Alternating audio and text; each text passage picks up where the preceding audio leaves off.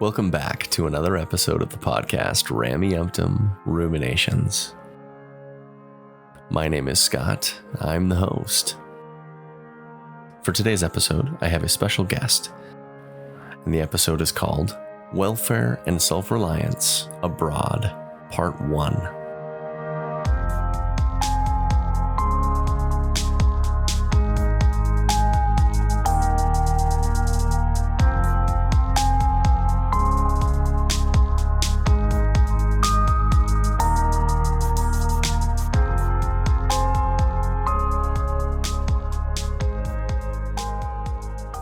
Welcome back to another episode of the podcast. I have a very special guest today that I will introduce in just a moment. Before I bring him out of the green room, he wants to maintain some anonymity. So throughout this interview, I will be referring to him as Nolan. And as we discuss some of his past and some of his time in the church, in our discussion, we will be very minimal with the details that we cover. As I said, this guest is very special. Very similar to my interview with Brian Harris. He worked for the Church of Jesus Christ of Latter-day Saints for a number of years. His particular employment was not in church headquarters, but abroad. And he has a fascinating perspective on the inner workings of the church as it functions outside of the United States. So without further ado, I will bring on my guest, Nolan. Nolan, welcome to Rameumptom Ruminations. Hello, Scott. It's nice to be here and have an opportunity to share some of my experience and perspective. You reached out to me after my interview with Brian Harris and told me a little bit about what you had done with the church. And your story sounds fascinating, and I think that it's something that should be shared. So I'm excited to have you on the show. Typically, when I do have a guest, I offer them the opportunity to share as much or as little about their time in the church as they want. I want to offer you the same, but I know that you want to maintain some anonymity, so you say as much or as little as you'd like. I will say this, that as I served a mission overseas, it really changed the course of my life. Became very interested in the region and the country, and continued to participate and sort of make it a significant part of my life. And over time, that eventually led me to church employment, which really was never in my plan. But it's been a fascinating, frustrating, at times, and an exciting experience. But yeah, it's been the lens through which I've viewed the world, and in particular, my experience in the church, for sure. The lens of being outside of the United States as an expatriate, or? Yes, as living outside of the U.S. and in a developing part of the world, you're away from a lot of the sort of the modern, advanced lifestyles, you might say, and it gives you a different perspective on people and organizations. Culture is a big part of it. So anyway, and this certainly played into my experience working for the church. A number of years. I'll say it was more than 5, less than 10, as my tenure. Did your employment with the church line up with your professional career? How did you make that shift from a traditional professional career to working for the church? That's a good question. I was recruited in, and much of my professional experience definitely related to what I ended up doing in the church. And I can speak a little bit more about that as I describe the work. Going into this position, working for the church, did you have a strong testimony? How did working for the church impact your beliefs? Okay, that's a maybe I want to say a sensitive question, but yeah, let me just put it this way. I'd had family who worked for the church, much closer to headquarters, and I was fully participating. learning or being exposed to the operations of the church without question changed my perspective of what organized religion is all about. So no question. In fact, I mean, I'll speak to sort of what after 1 year, some sort of I made this top 10 list. But let me just briefly describe, and I'm not hesitant to say this, but because this work goes on all around the church, and particularly in the developing world. I worked in a department which was originally called Self Reliance Services. Okay, it's since had its name modified slightly. So what's the current name that they're using for this? It's now called Welfare and Self Reliance. Welfare and Self Reliance Services. It has programs and resources and tools and so forth that are being implemented all around the world. It was a global initiative, and there were various. Some of the listeners may be familiar with some of these resources, such as the 12-week self-reliance classes. There's the Perpetual Education Fund, which many are familiar with, PEF. And the Pathway program as well? Now, Pathway, well, we had a role in promoting and educating or training people about the Pathway program, but that's all really under its own department. Yeah. And then, welfare services, there was some humanitarian. Now, how these functions are divided up around in various areas around the world may vary some. But yeah. Before we jump too deep into like the nitty gritty of like what your experience was and like day-to-day functions and some of the things you had a hand in, a couple of like high level questions that I would love to pick your brain about. How many of these self-reliance programs were there around the globe? A location outside of the United States with full-time employees of the church? My understanding is that every area of the church where they have like an area presidency, and all those outside of the United States would have this department. I think there's 14 areas around the globe. I think it's divided into 14. I'd have to check that. And there's an area presidency that oversees those areas. And so you would report directly to that area presidency? No, there's an area level manager. Yeah, and and the area level report to like international level, which would be in headquarters. How many full-time church employees are in each of these? The word that's coming to my mind is outposts, but what would you guys call them? Two-part question. So I would say most developing countries would have a country manager. Some managers are over multiple countries. I'd have to look honestly to see how many country managers there were around. I mean, and I can say in my area there were about between 7 and 9, something like that. It varied occasionally, but yeah. So you figure there's probably 60 or 80 of us out there. Yeah. Last, high level question I've got for you on this aspect is, what is the mission statement, or what is the purpose of these self-reliance services organizations? What's like the mission statement of what you guys are trying to accomplish? Okay. Our role was to train local leaders on tools and resources to help members become more spiritually and temporally self-reliant. And this would typically fall into 3 categories: education, better jobs, job skills, and then small business development. And there was a 4th one that came in that's sort of out there now. It has to do with emotional resilience or emotional health.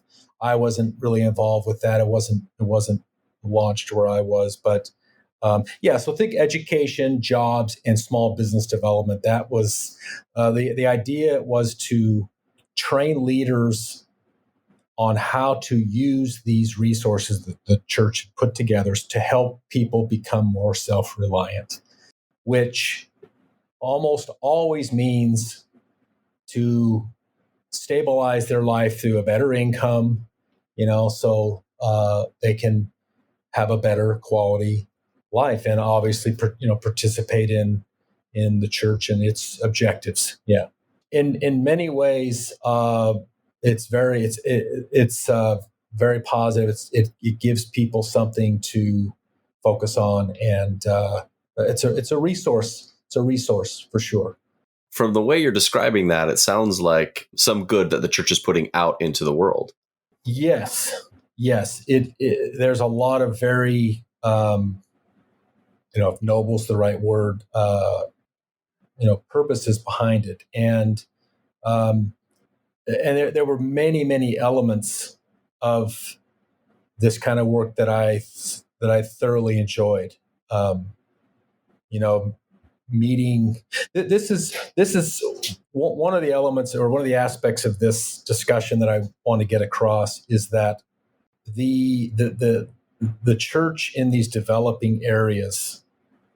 I'll speak to this. I'm pretty sure this is well established in developing countries. I'd say most of the people that come into the church come in. They're from the bottom third of the socioeconomic class, and they're looking for help. They're looking for opportunity. They're looking for ways to improve their life, and the church often provides. It's a community and resources like this, so forth. But in fact, a big, very significant element, especially in the non-English speaking world, is the opportunity for people to go learn English, which is what missionaries do this all around the world. They teach English for free, essentially, and so that's a big draw. And there's no question that's a major initiative, or in various places. I'm not sure about Latin America how much missionaries would teach English, but for people to learn English, that gives them an important skill they can use to improve their life. Anecdotally, I served my mission in Chile, in Concepcion Sur, and we did on occasion teach some English classes. Again, this is almost 20 years ago at this point. We did teach some English classes, but those that would attend were mostly members of the church, and so we discontinued that in an effort to focus on people that were not members. Again, that was just my mission, just at that time. So here's an anecdotal story that I'll share. It's worth sharing. A country with very small membership, very minimal missionary activity. The draw to the church is free English, and they teach free English classes. I'm not sure right now. There's been political problems, but like I want to say 3 or 4 days a week, like for many, and they have like 500 people come to the English. Well, it's also interesting to note that literally 90% of the membership in this country they're YSA. They're like 18 to 25-year-olds. Okay. And a large part of those people that join the church, young people, they want to go on a mission. And because all of the missionaries from this country leave the country. And so I absolutely guarantee one of the draws is the opportunity to leave the country. Fascinating. That is one of but you can't really say that in the open. It's a sensitive thing, but and so anyway, it presents a challenge. But anyway, in the developing world, self-reliance services is primarily geared toward the people who are most in need. Oftentimes, they're the people who are least able to access resources themselves. You're talking about people that make $200 to $400 a month. Yeah. Now, I know that these things are offered in, more middle class, or like in the U.S. and so forth, which is another one of the challenges that we faced was that where the dollar would go much further in a developing country, the tools are often very Western oriented and don't fit well into the local ways of doing things. And but anyway, long story short, yeah, that's the high level objective as I understand it. I mean, the church would say that, to bring people unto Christ, to, the salvation, all that. And so for some it works, but oftentimes it's very, very challenging. This is maybe one of my mantras. Reality is much different than the idealistic concept that we're trying to do here. Yeah. One of the things that I want to be clear kind of at the get-go is the point of this is not to tell people that they need to leave the church. It's just to expose what's going on. What are these inner workings actually like? What's really happening? Right. So that both believers and non-believers can come to the table and get an actual depiction of what it is to work for the church, specifically outside of the United States. I'm not here to tone police you. I'm just saying where I'm coming from. Yeah. Here's one of my objectives, or one of my thoughts. That is, if we're willing to deal with reality, we can make better choices, or make better. We can have better strategies and better approaches to solve problems. This was one of the challenges that I saw very, very clearly early on, was that reality. Most of the time when we tried to bring up the reality of a situation, it was ignored or not well received. That was the most frustrating aspect of what I another experience related to that. It became very, very clear. This job that I had, there was absolutely no way one person could do the job effectively. It was like a job for 3 or 4 people.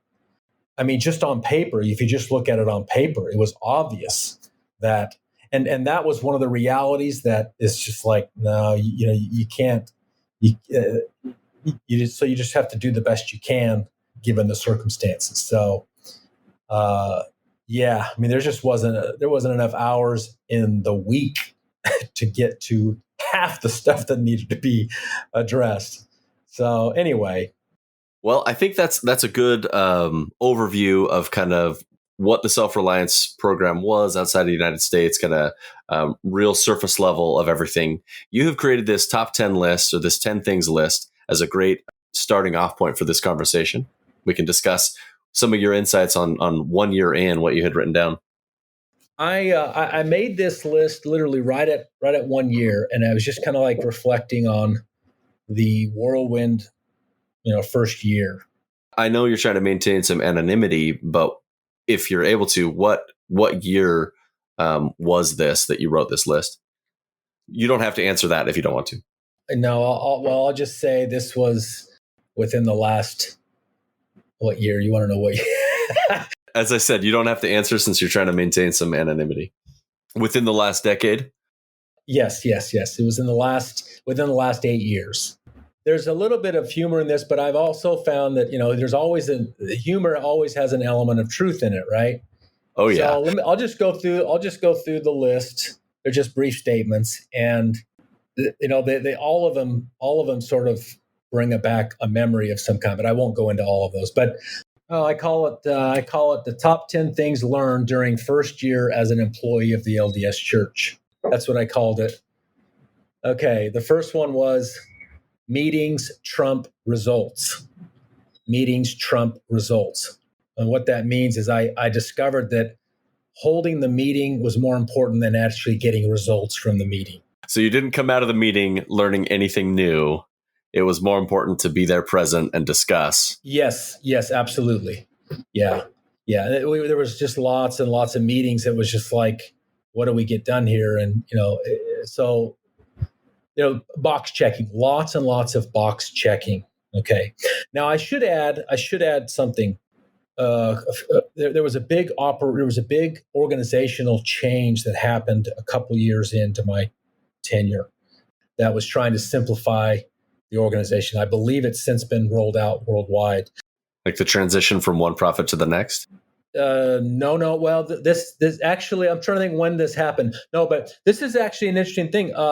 Basically, the church went to something like went from like 18 or so operational departments down to like 8 or 10. Oh, really?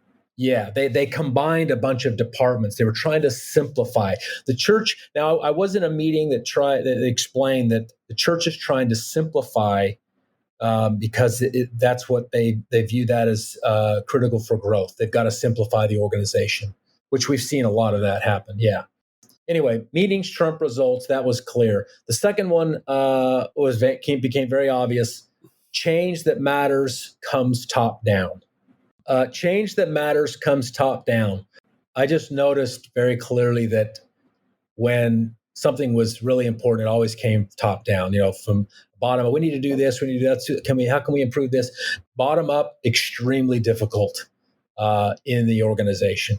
If someone has some innovative idea, but they are not the general authority or they are not the boss, the idea will not be entertained. Right.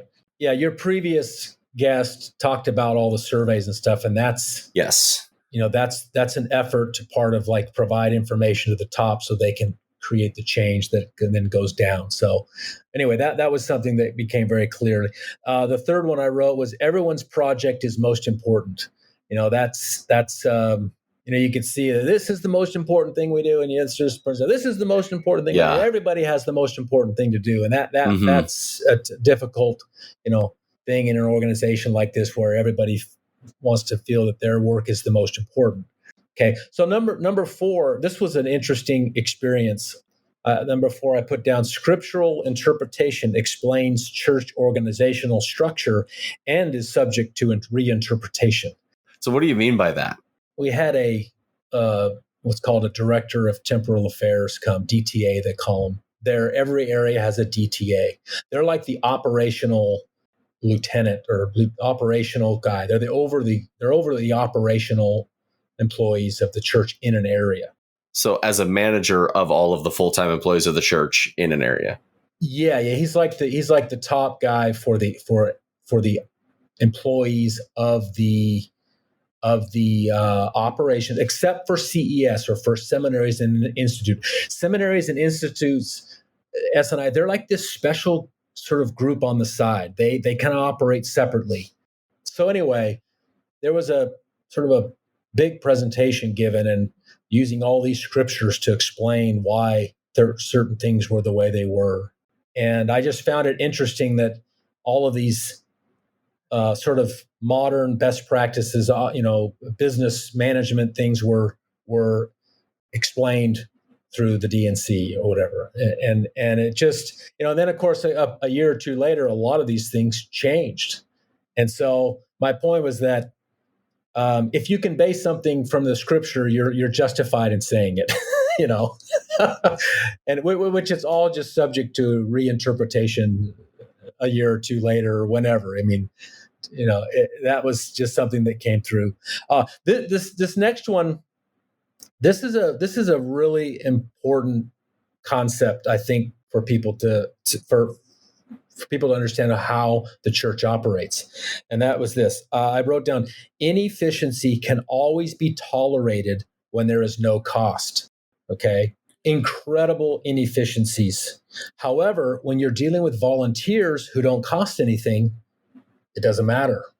So as opposed to hiring out more people and helping these members of the church become more self-reliant, I'm trying to understand exactly what you're referring to. As we all know, and this was clarified to me from somebody close to me before I went to work for the church, and that was, the challenge of working with volunteers. The church can be extremely inefficient because it's run by volunteers primarily. Yeah. At the local level, what you see at the bill, they're all volunteers, and so it's okay to be very inefficient because there's very little cost to it. So, I mean, think about the missionary program and how inefficient it is.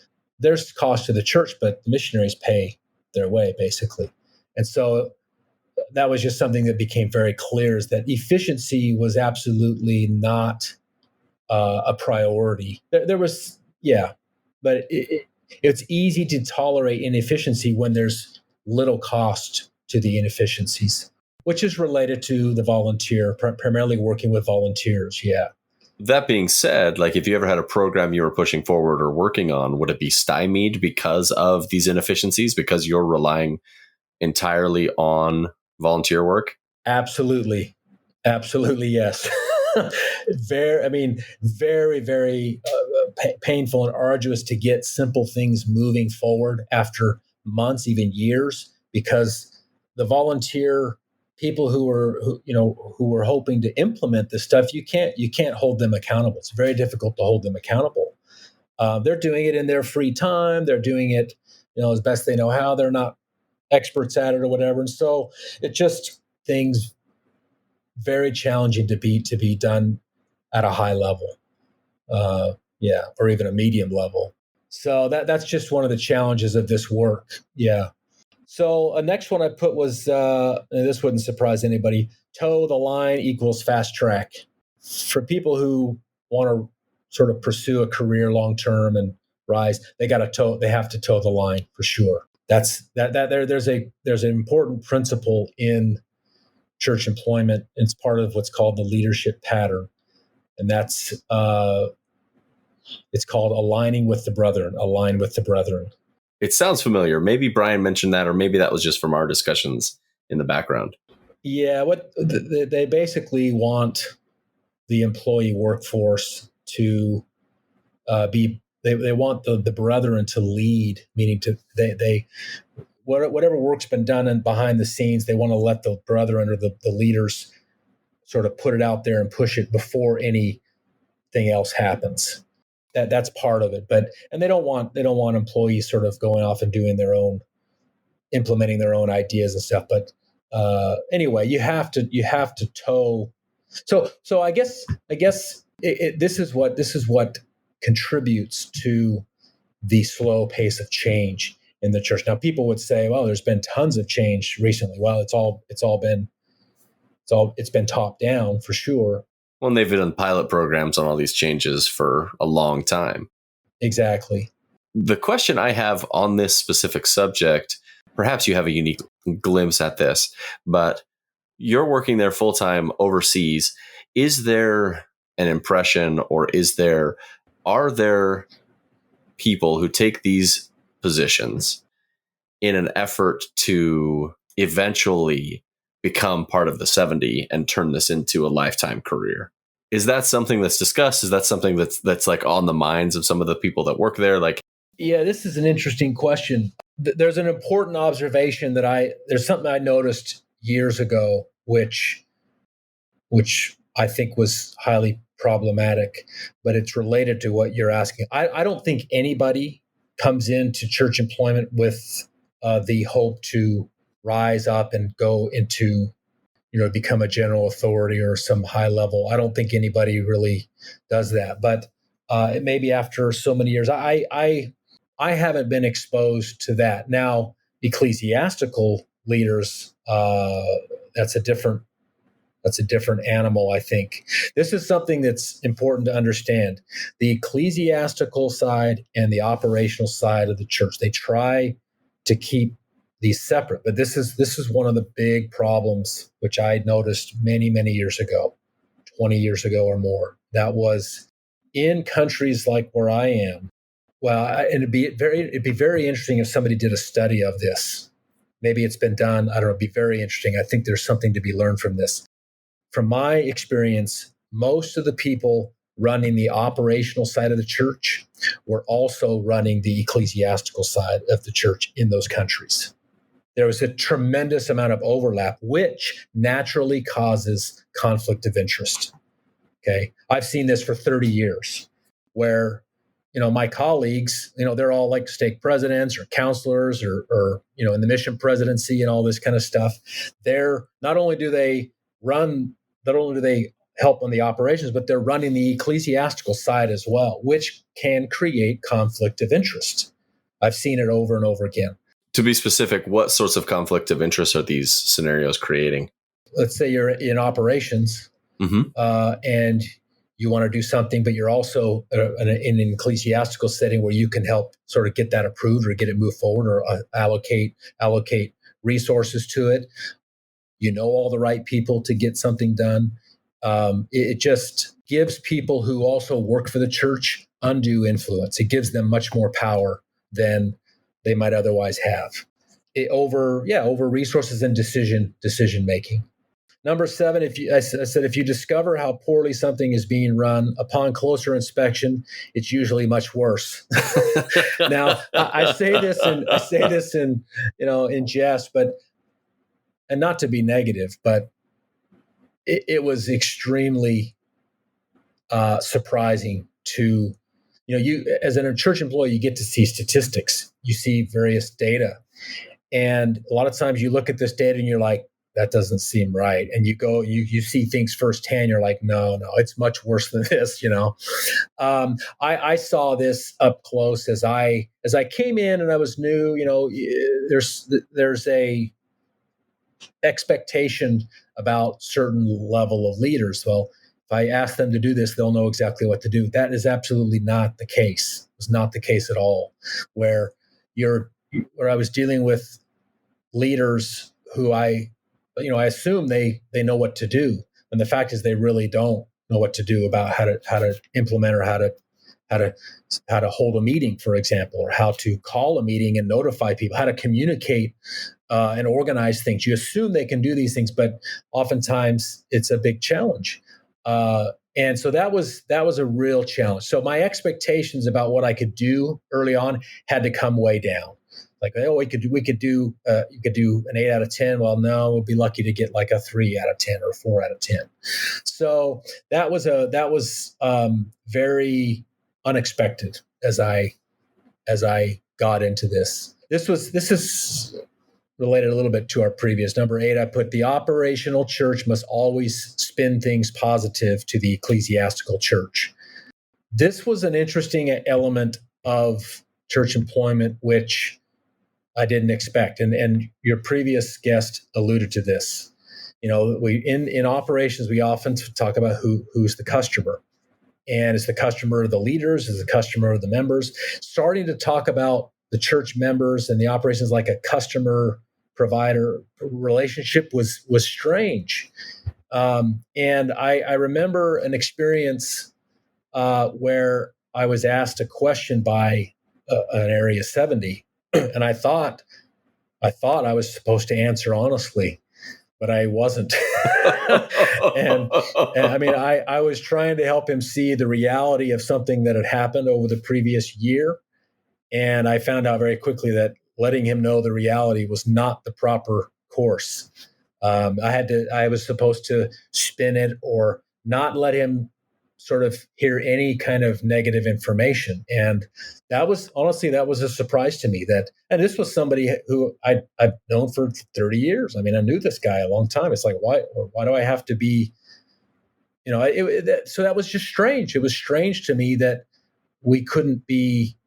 So there's a delicate balance. I'll put it this way. There's this delicate balance between the ecclesiastical leadership and the operational. So our job is to support them in doing their work as ecclesiastical leaders. And it's almost like we don't want to disturb their good vibes. We don't want them to feel like we're failing at our job, kind of a thing. And so, well, I would imagine that when they come in, they want to be that spiritual influence to help things move in the right direction. I've got 2 questions. When you were honest and you said things exactly how you perceived them, was this a conversation that someone came to you and said, hey, we don't talk like that? Or was it just the reaction of your peers around you that gave you the indication that this is not what you're supposed to do? I was told immediately following the meeting I was basically told to spin things positive. I was told very directly. I wanted to understand if that was a clear direction or a social, like some social cues that you received. No, it wasn't. No, there was no cues. It was a direct statement. Yeah. For our listeners and for myself to understand this better, you've mentioned on a couple of occasions the operational church and the ecclesiastical church. I want to be clear what those two different things are. Can you explain what the operational church is and why it's different than the ecclesiastical church? Just so that our listener understands this distinction that you've been making as we're having this discussion. The operational church is not set apart by priesthood authority. I think that's probably for their job. I was never set apart for my job.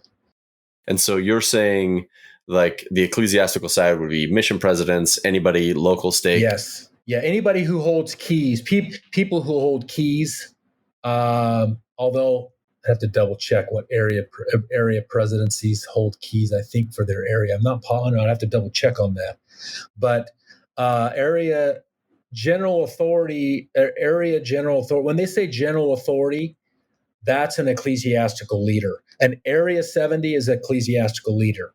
But like the guy that's the manager, like the person who buys real estate or is like a seminary or an institute teacher and all that, they're not an ecclesiastical leader. This was another aspect of church employment which I saw became a challenge, and that was, let me look at my notes here. Between your job and sort of your calling in the church, a lot of this is very, very blurred. There's very blurry lines between what's work and what is not work.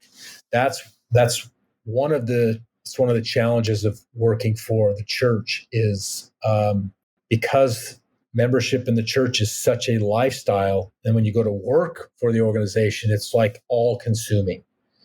And it's hard to separate your work life from your regular life. And kind of the expectations can become heavy sometimes. So what sorts of expectations? Self-imposed or based on having to maintain? No. I don't know if this is an issue in other areas, but in a lot of evenings and weekends, certain types of jobs, lots of evenings and weekends work. I mean, I was gone at least 2 weekends a month and traveling around the area that you worked in. Yes. Yeah. Doing training, training leaders and so forth. And then when you're in your home area and you're not working, but maybe the local leaders ask you to do some special this, that, and the other that's related to your work. It's like, well, is this work or is this not work? Am I clocking in or am I just serving?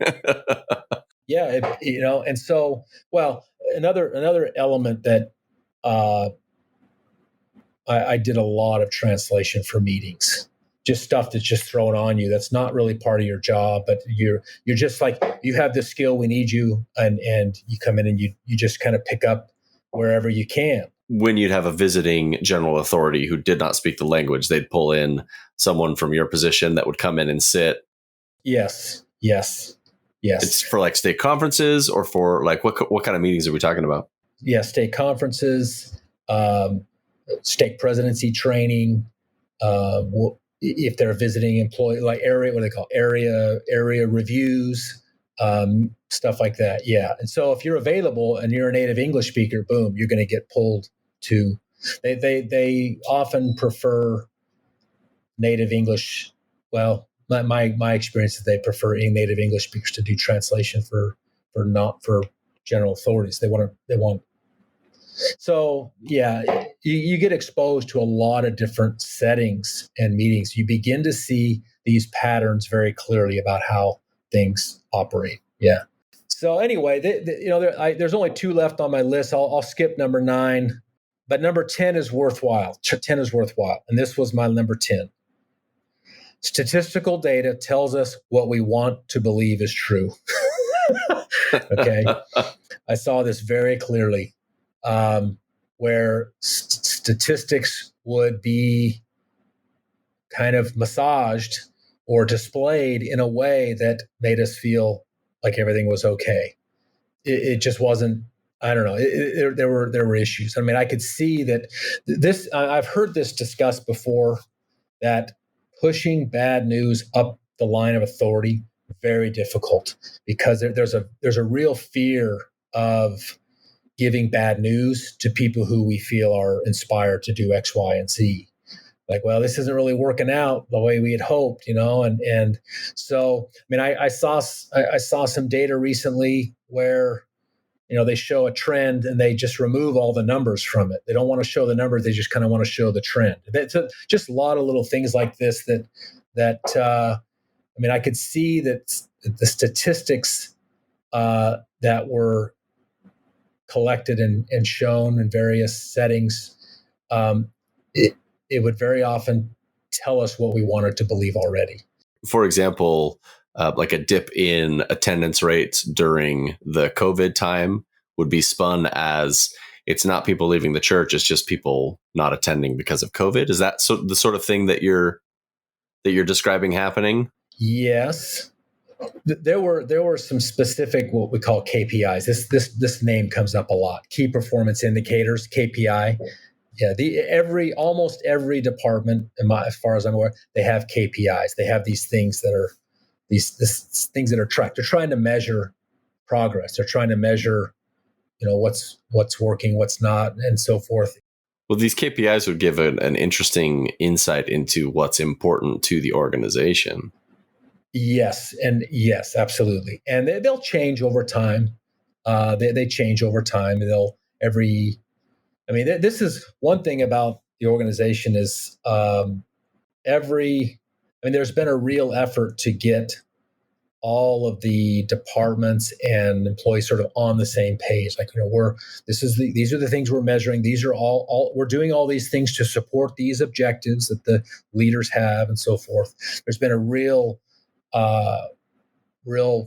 focused effort to make that happen. Now, it also contributes significantly to the bureaucracy and kind of the homogenization of the corporatization of church operations, where they very often want to operate the same way they do in St. George as they do in, say, South Africa or something, or Latin America. They want, they want things to look the same, operate the same. In fact, this was the first time I'd ever heard this in a meeting. We were talking about, there was a discussion about the worship experience and what contributes to a good worship experience. It was basically looking at sacrament meeting and what contributes to a good experience, kind of like going to a restaurant. Well, is it clean? Is it cool inside? Is it orderly? These things contribute to a positive worship experience. And I'd never really thought about it that way, but the operational side of the church very definitely does. They look at those type of things, which, again, it's from the Western perspective. Well, in St. George, they think this is a good worship, so it must be the same in Guatemala City or whatever. It's a form of colonization, trying to take these Western ideas of what is right and wrong for spirituality and impose them on other parts of the world. That's right. Even just the way people interact and what's appropriate interaction. Again, these are cultural things that oftentimes this very American organization is not sensitive to. Especially when it's run by people who are just in country for 2 years, 3 years, on a mission or something like that. They're not concerned with the long-term implication of their idea or the way this has to be done. So anyway, there's just some observations. But what specifically were some of the KPIs of your department in the area that you worked in? We wanted to know how many people joined a self-reliance group in a given month. We wanted to know how many people finished some education program in a given month. And those could be defined very broadly. We wanted to know how many people started a new business or improved their business, things like that. And I must add, some of this data, extremely difficult to keep track of, to actually get reality on paper. Very, very difficult. Because you're not running like an organized, like, self-reliance program. These are these are handled at the local stake levels, I'm assuming. Yeah, they're supposed to be. Very often, though, we would go help get them started, but we would have to let them run by themselves. But very, very, very challenging to keep things consistently going. Yeah, this is another operational problem or challenge. I'll put it that way, and that is this is a cultural thing. Well, maybe not. So this is a we'll call it a competence thing, and that not in a negative way, but in many developing parts of the world, your bishops, your stake presidents, all their counselors, that these are not they're not business people who went to business school. They might be farmers. They might be just a little store owner. They're not managers. Okay, bishops, stake presidents, council. These are management type work, and it's all been laid out in the handbook. It's like this big 200-page book, right? These people can barely handle 40 or 50 people in their little unit at a time, and so when you ask them to do this long list of things, there's just no way. And so what do? They just ignore most of it. That's the reality. That's one of the realities that I, would hope people would see. Now there has been efforts to change that recently, in some of the organizational structural changes or the meeting changes and so forth. But it's still a significant challenge. Which again, this is a Western, very business-like organization, and religion in many parts of the world is a grassroots type of thing. It's not meant to be this hyper efficient, high demand, do all these, spend your 20 hours a week or doing all these things. So yeah, I saw all of this very, very closely for several years. Yeah. As best you can recall from your time working in this position, what were some of the numbers that we were actually working with in an area? Again, we're not naming the area. We're keeping that anonymity. How many new people were going through these programs each month in the nation or the nations that you covered? Yeah. Products or resources or manuals, if they have a life cycle in the church. Okay. They have a life cycle. These materials, they had a life cycle of about 3 to 5 years, I want to say. And so early on, when you first start something, you get lots of people. We might get 3 to 500 people that would go through in a year, and then it would drop the next year, and then you might, you tried to get it. They would actually measure. They would measure the number of people against the active number of adults, and they would actually see what the ratios were. It's like, okay, we've had this many people go through a course, and there's this many. It's like, and then in some areas of the world, you'd have like statistically, you'd have like 70 or 80% of adult members go through the course. Wow, that's a huge number. But some of them might go through multiple. There might be one person who goes through all 3, and they would count that as 3 people. He does it every time it comes around. Yeah. I mean, in my country, I would say over the course of, over several years, there was probably about, I want to say between 600 to 800 or so that went through them. Again, in varying degrees of effectiveness. The very difficult things to measure, put it that way. These are just numbers to me because I'm not familiar with this side of the church or this whole aspect of what you're working on. But was that considered success for where you were working? Were those good numbers? Were those average numbers? And how would they measure that? It appeared to be success. Well, let me put it this way. Okay, the statistics would appear to be good and positive, but the actual results, what the results of those, what those statistics actually meant, what the result was, I think was grossly misinterpreted or misunderstood. I don't know if you want to talk about the Perpetual Education Fund. It's related to this.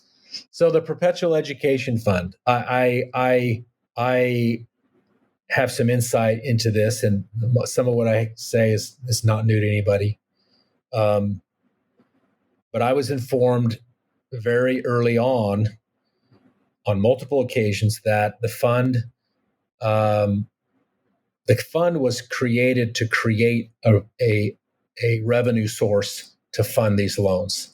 When people made a donation to PEF, they were not giving money to some student somewhere. Okay, they were giving money to a fund that was it's called an endowment. Just look up the word endowment. Now, if you actually go read when it was announced in 2000, I believe Gordon B. Hinckley made the announcement. If you read the words, he actually uses the word endowment.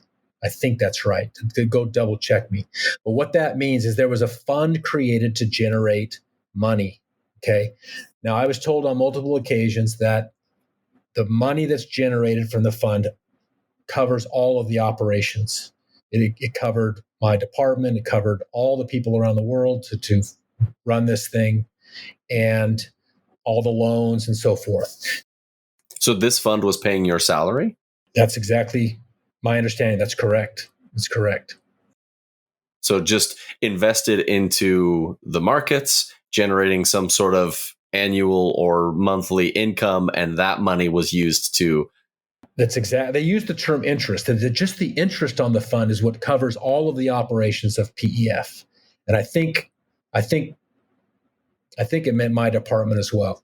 Okay, but again, it's just take a number. Actually, how the money flows and all that, I never knew that. But no, I was specifically told. Now, it may be interesting for people to learn that within the last, I want to say in the last 2 years, they announced they stopped taking donations to the Perpetual Education Fund.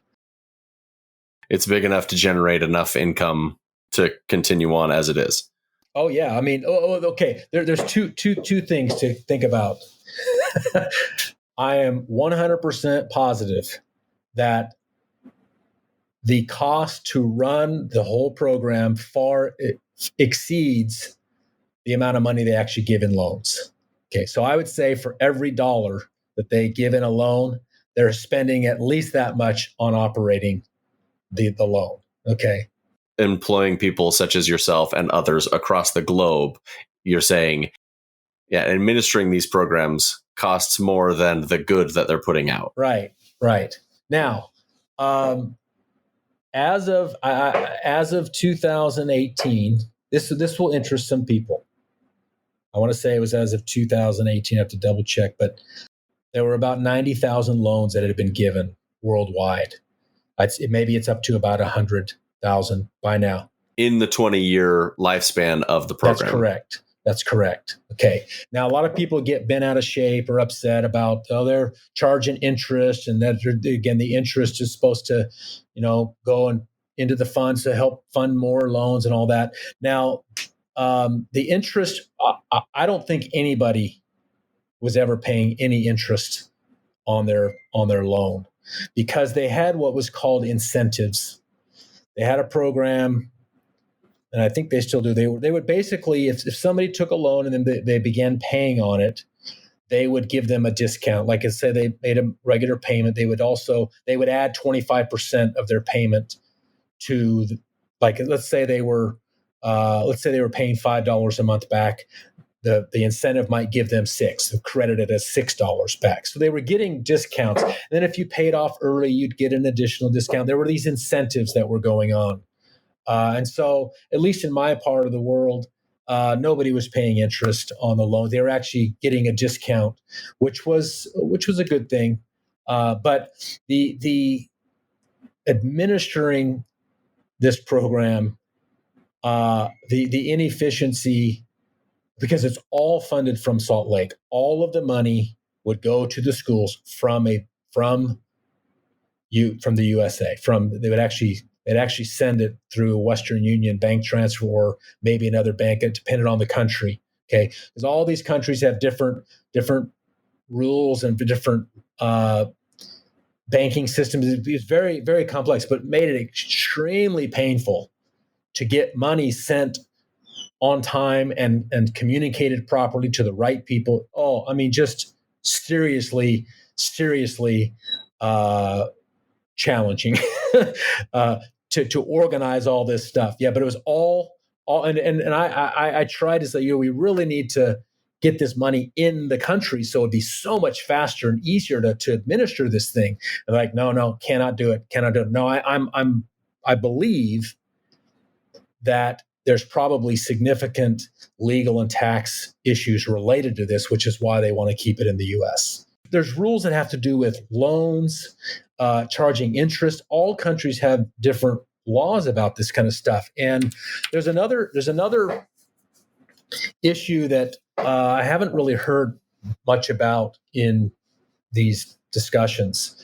When the church goes into certain parts of the world, they're very careful to comply with the law. They have legal counsel dealing with everything, and some countries. It'd be interesting to do a research on this. That they are very leery to give the church legal status as a legal entity within their nation. Yes, or give them status that allows them to open bank accounts and have a tax ID, okay, which allows them to operate easier. Okay. Now, one of the issues maybe related to this is there some countries are very concerned about. I think it's called enticement. They don't want the church to be using various things to sort of entice people into joining the church for benefit. Okay. And the PEF, if you think about it, hey, I could join this church, I could get a student loan, I could go. So they have to be very careful not to appear to be enticing people, which is also why in some, like some areas, they have to be very discreet about teaching English for free because it's viewed as an enticement. It's competing with businesses and so forth in the free market. So that's something that comes up. Perpetual Education Fund, I suspect some of the ways it's been organized is to help deal with legal issues. Were you over the implementation of the Perpetual Education Fund in your area, or was that somebody else's purview? No, I handled that when I came in. It had been operating officially for about a year before I came on. Yeah, it was run by a couple missionary, and yeah, so I was handling the PEF in my country. You had stated early on in our discussion that you were performing the work of multiple people, so this was one of those extra roles that you were managing. Well, it was part of it. It was part of the job, but it very quickly. I should say this. This is an interesting element, okay, that your listeners may be interested in. When it was launched in my part of the world, and it was heavily talked about, you could use the PEF to go all the way to a PhD. Okay, you could use it to get a PhD. It's no problem. You can do that. Nobody did that, but you can also, get a master's degree with it. And there was a few people that pursued master's degrees with the PhD or with the PEF. Then, so after I began, the PhD I think that was immediately nixed. And then within a year or so, they nixed they said, no, you can't use it to pursue a master's degree. And then about a year later, they completely canceled the 4-year degree as well. You can't use it for a 4-year degree. It's only for an associate's degree or equivalent, like 2-year education. Actually, it's only for a vocational degree that takes 2 years or less to obtain. Okay, so they originally opened. Oh, actually, I should say this. It was originally, geared or intended for young return missionaries who needed help to get education. Then at some point, I want to say around 2014, 13, 14, 15, somewhere in there, they opened it up to anybody, any member of the church 18 and up could use the Perpetual Education Fund. I believe that's still the case. And it was, you could get a PhD. Then they gradually they kind of brought it back to what it was originally intended for, and that's just vocational training, 2 years or less. They want you to go become a chef or an auto mechanic or an AC mechanic or something like that, which again, it can dramatically reduce the appeal, and the number of hoops somebody has to go through to qualify. To me, again, it's very challenging. I think, I don't know, I got the impression they were making it more and more difficult to access the funds for some reason. And maybe maybe it just wasn't panning out. Maybe the stats were showing that they weren't getting the results that they had hoped for. Because I do know that, those years ago when there were 90,000 loans out, only about half of them were current on being paid back. Collection on them is extremely difficult. People move, they lose track of them. I'm almost positive. They look at the numbers like, okay, we're never going to go after these millions of dollars. We're never going to go after it. We just call it a sunk cost and, move on. They're not going to deal with it. And that's probably what they should do anyway. But anyway. As they're giving out these loans, are they monitoring the retention rate of the individual as they pursue their education and then later on to see if they stay active in the church? Yes, this is how, I don't know if they have a way to do that, but I do know that for a student, they will only disperse, like, let's say you're going to do a 2-year program. They'll only disperse the first year. Okay. And to get that second disbursement for the second year, you got to go get your, what's called an ecclesiastical endorsement. There's all these doorways you have to check, all these boxes you have to check off to qualify.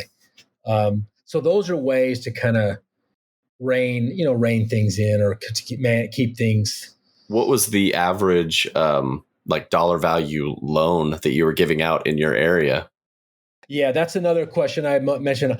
In my area, I want to say the average loan was probably around, I want to say between $500 and $700 US per individual. Yeah, and that would cover their 2-year vocational degree. Oh yeah, I mean some of them. I mean, heck, sometimes a 4-year degree, you get a 4-year degree for $2,000. Yeah. It's extremely cheap. But it'd be interesting to know. I would guess that if you took all of the loans they have ever done, I would say the average loan worldwide is probably, you might have to take the U.S. out of it. Let's say for non-U.S., I'm guessing the average loan is maybe $1,000. Especially in the developing world. Yeah, I mean, people can go get their education they can get vocational training for $500 to $1,000. Yeah. Of you said maybe 90 to 100,000 total loans given out. Do you know what percentage of those were U.S. loans versus foreign loans? I don't, but I would easily say that I don't think they were even operating it in the U.S. If they were, it was very minimal. I mean, I'll bet you it was less than 5%, if it was at all. But yeah, again, the program was geared towards developing countries. Think of West Africa, all of Latin America. I mean, it really kicked off in Latin America. Asia, India. Think of all those areas where the church operates in developing countries. Again, think of where the per capita incomes are like $2,500 to $5,000 a year. Was there anything else about the Perpetual Education Fund that you wanted to cover? Oh, I will add this. I think the next big push from the PEF is into what's called BYU Pathway Worldwide. Okay, you mentioned Pathway. There's a preliminary year. This is really they've any return missionary can join this. They've made that. You're automatically accepted. It's called, what's the first? It's the first year. It's not called Pathway Worldwide. It's just called, I have to look it up, the name. But again, BYU Idaho, they developed this online degree, these online degree programs, and the first phase of it is pathway. It's the first year. It's like the basics, and then you can matriculate into some kind of an online degree program that really comes through BYU Idaho. They're calling this BYU Pathway Worldwide. That does several things. Okay. It's a one night, they meet online one night a week. It's a social thing for young people, but it keeps them connected to the culture of the church through education. And frankly, if there's one thing the church, I think, could really do and emulate, you think of the Catholics or the Seventh-day Adventists, is really give people more access to education. They have BYU Hawaii. I dealt with that. There were schools. I mean, I think with these vast resources, they could do so much more with education. I have a bone to pick with this with the cost of temples. I mean, where I'm at, one temple could fund 10,000 4-year degrees, 10,000 4-year degrees. Which, I mean, when I think of the impact that could have versus a very small number of people who access the temple. I mean, I know there's these theological things and all that, but anyway, but I do think there is going to be a shift, or there already started this shift to kind of channel young people into BYU Pathway. Again, first year of it is all run by volunteers. Everything is run by volunteers in the church. The proctors for the in-person classes are done by volunteers, but the instructors are paid instructors, if I'm not mistaken. Yeah, but the first year is this online group thing that they meet every week. That's managed by volunteers. I could be thinking about just what's called the gathering that they meet on one night a week. That's run by volunteers. But the actual math, English instruction, yeah, that makes sense. There's a paid employee doing that. Yeah.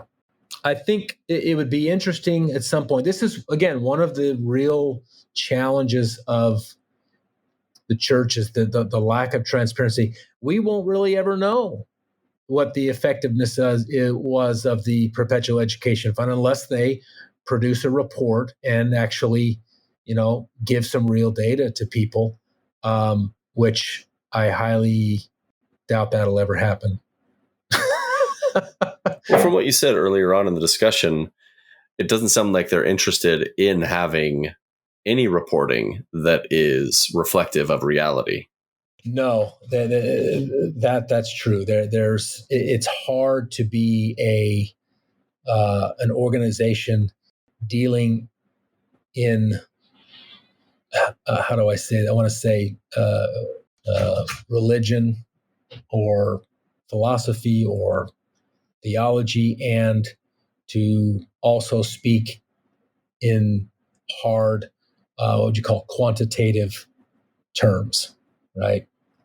So a lot of things are left to personal interpretation, which is honestly that's kind of the business model. Fascinating. Well, we've been chatting for a while now. We haven't covered all of our notes. There's still so much more that I wanted to cover from what you have sent me. I would love to bring you back on the show next week to continue this conversation. Is there any final remarks you want to say today before we close things off? The real interesting part of the job was being close to the people that needed help and giving them tools, resources, motivation, validation for their challenges that they may not obtain anywhere else. I enjoyed meeting with people and working with them without having to I'll just say it, without having to be dogmatic about anything. I wanted them to operate more from reason rather than from, say, magical thinking or things like that, where they could make better decisions with using their faculties of human reason and looking at things from a reality rather than well, if I do this, then maybe I'll get this blessing, and trying to help them maybe see that maybe the blessing is to use your intelligence to make a decision rather than make a poor decision, and hoping that you're falling in line with the dogma or whatever. And so that was I enjoyed that part, but I will admit, and I'm not hesitant to say that operating in this environment with all of the policies and procedures and bureaucracy was extremely frustrating and discouraging. That was the wake up call for me. It's like, wow, what you see on the surface is not what's really going on behind the scenes. That was a big wake up call to me in more than one way. I mean, there's some really interesting elements to what I did and or what I was involved in, and again, some of it was really great, uplifting. Some of it not so much, and I believe that operating or sort of working from reality is more effective than not. So I'll leave it at that. Well, we had a great conversation. We covered the top 10 things that you noticed 1 year in, and the Perpetual Education Fund, and then some high level stuff of working in the Welfare and Self Reliance department of the church. This has been fascinating, and I look forward to our conversation that we'll have next week. Thank you so much for coming on, Nolan. Thank you very much. Thank you so much for listening to this interview. I want to offer another thank you to Nolan for giving me his time to have this enlightening discussion about the workings of the church abroad. It was a fascinating deep dive, albeit with some of the details veiled to maintain anonymity for Nolan. But it was a fascinating deep dive into the work that he did abroad as a full-time employee of the LDS Church. Be sure to tune in next week, where I will have Nolan back on and we will finish our discussion about his time working for the church. Wherever you find yourself out there, just finishing up a bike ride, I hope that you have an excellent day.